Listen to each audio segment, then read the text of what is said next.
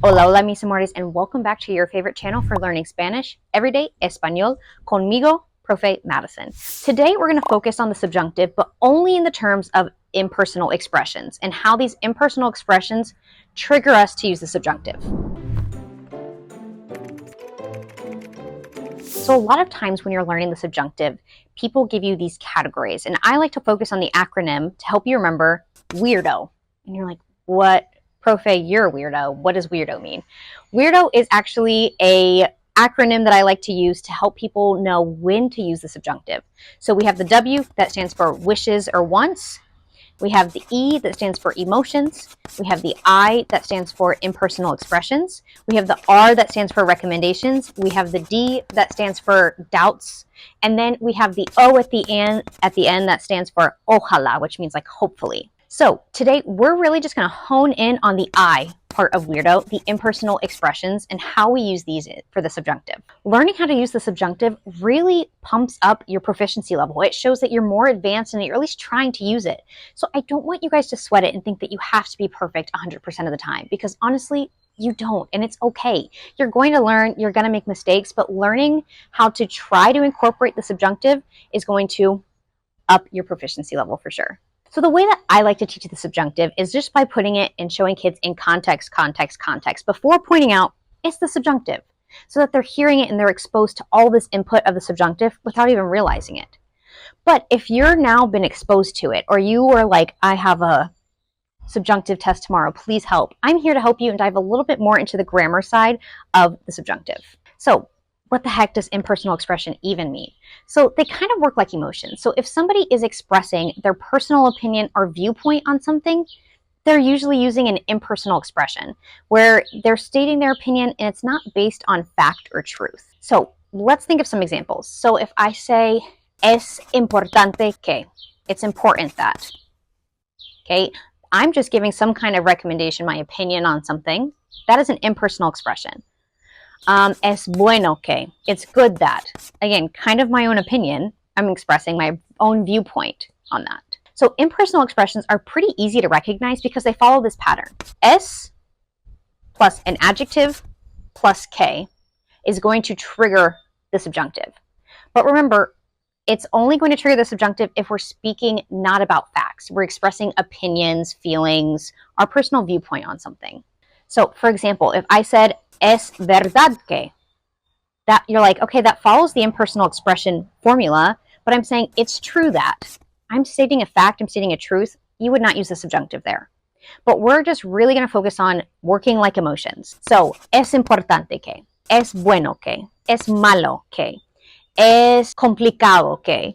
All of those are like expressing my viewpoint of something. It's a surprise that, it's important that, it's necessary that, it's best that. I'm giving a recommendation based on my own personal viewpoint. I'm not stating any facts.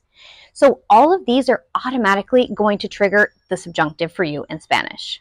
So remember, when we are using the subjunctive conjugation, it's more of a subjunctive mood, but the conjugation of the verb that comes after que is a little bit different. So I kind of like to do this little cutesy little rhyme to help kids remember. So I say start with the yo form in the present tense. Okay, so conjugate a verb in the present tense yo form.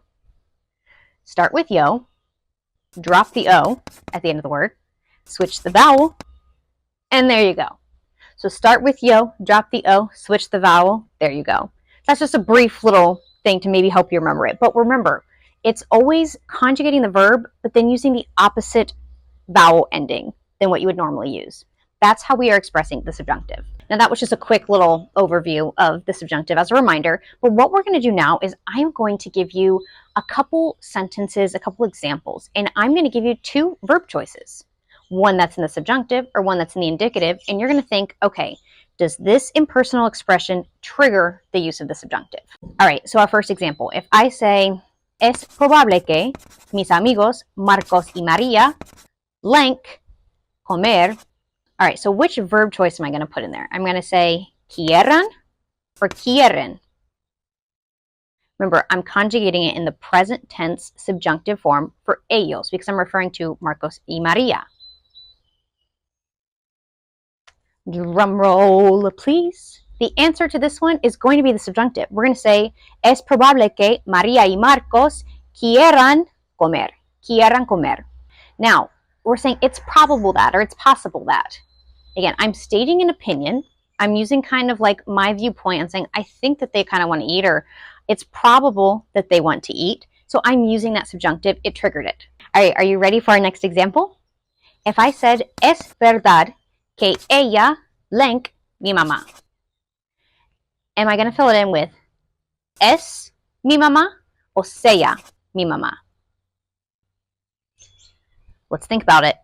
Es verdad que ella blank mi mamá. On this one, we are not using the subjunctive. We're going to use the indicative present tense, es, because we're stating a truth. Like, it's true. That's my mom. She is my mom. Oh, time for my Unacademy lesson for the day. And today's lesson's all about expressing once. Okay, so it starts off, quiero is Spanish for I want. Okay, wonderful. So like quiero un gato is a picture of a cat. Translate the sentence. I want a table and a chair for my office. Blank una mesa. Quiero, I want a chair or a table for my office. Y una silla para mi oficina. Perfecto. Okay. Translate the sentence. I want some pens for my mother. Okay, so quiero bolis para mi madre. Perfect. Okay, ooh, now it's like a little game. I'm rearranging the letters to spell out quiero. Okay, Q-U-I-E-R-O, quiero, quiero, quiero. Wonderful. I just hit another streak.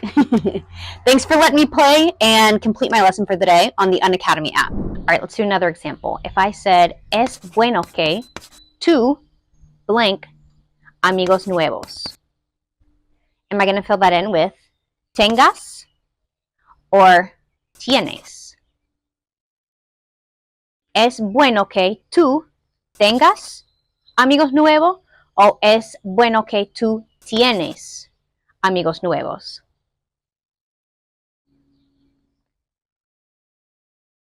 All right, and the answer is tengas. Tengas, because I'm using an impersonal trigger there. Es bueno que. Oh, it's good that you have new friends. Es bueno que tengas nuevos amigos. It's good that you have new friends. All right, our next example. If I say es necesario que ellos historias en Instagram cada día. Am I going to say es necesario que ellos publican o es necesario que ellas publiquen videos cada día en Instagram? Let's think about it. Es necesario que. Is that a subjunctive trigger? Are we expressing an opinion of some sort? Yes. So we are going to say publiquen videos en Instagram cada día. Okay. You ready for our next example? If I say es cierto que ella blank cuatro hermanos. Is it going to be es cierto que ella tenga cuatro hermanos o es cierto que ella tiene cuatro hermanos? Is es cierto que a subjunctive impersonal trigger? Is it stating a fact or a truth? It is. We're saying it's true that she has. So es cierto que ella tiene cuatro hermanos. Es cierto que ella tiene cuatro hermanos. Are you catching on? I think you are. This one, I really like working with the impersonal expressions because they're always used and they're used a lot in Spanish. And so basically, if we're not stating a truth or a fact and it follows that formula, es, any sort of adjective, okay, it's going to trigger the subjunctive.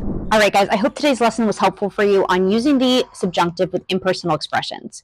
If you liked this video, share it, subscribe, comment, and come join us next time on Everyday Español for more Spanish just like this.